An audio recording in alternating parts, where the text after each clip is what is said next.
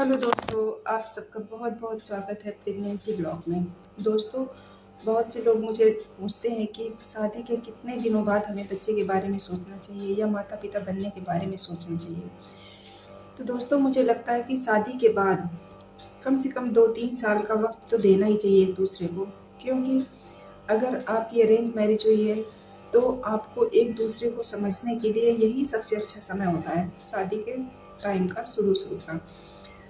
और अगर आपने लव मैरिज की है तो अगर आपको ये लगता है कि लव मैरिज की है तो मैं पहले से जानती हूँ, तो दोस्तों, लव अलग चीज़ है और मैरिज अलग चीज़ है। पहले आप सिर्फ लव में थे, अब मैरिज में हैं।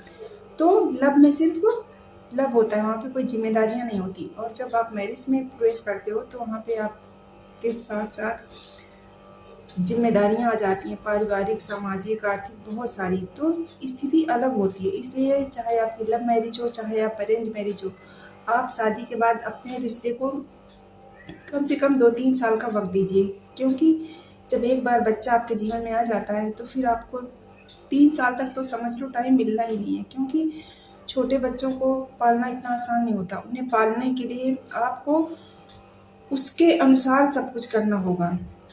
आप वो आपके अनुसार नहीं करेगा, छोटे बच्चे के अनुसार आपको करना पड़ेगा। आपको उसके हिसाब से अपना टाइम टेबल बनाना पड़ेगा, आपको उसके हिसाब से सोना होगा, आपको उसके हिसाब से जगना होगा।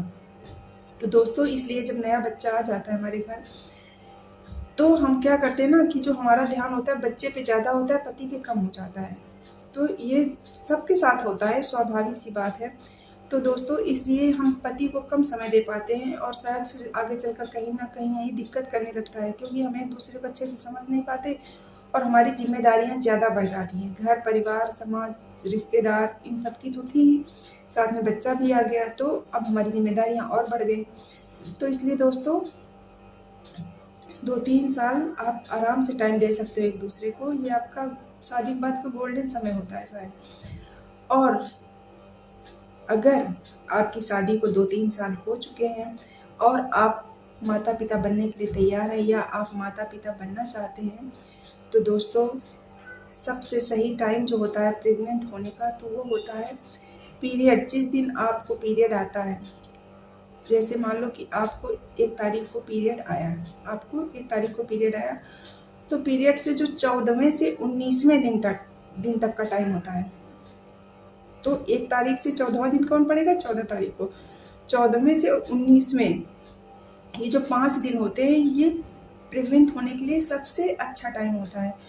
तो आप इस टाइम संबंध जरूर बनाएं, जिससे कि आपके प्रेग्नेंट होने के चांस बहुत ज़्यादा होते हैं।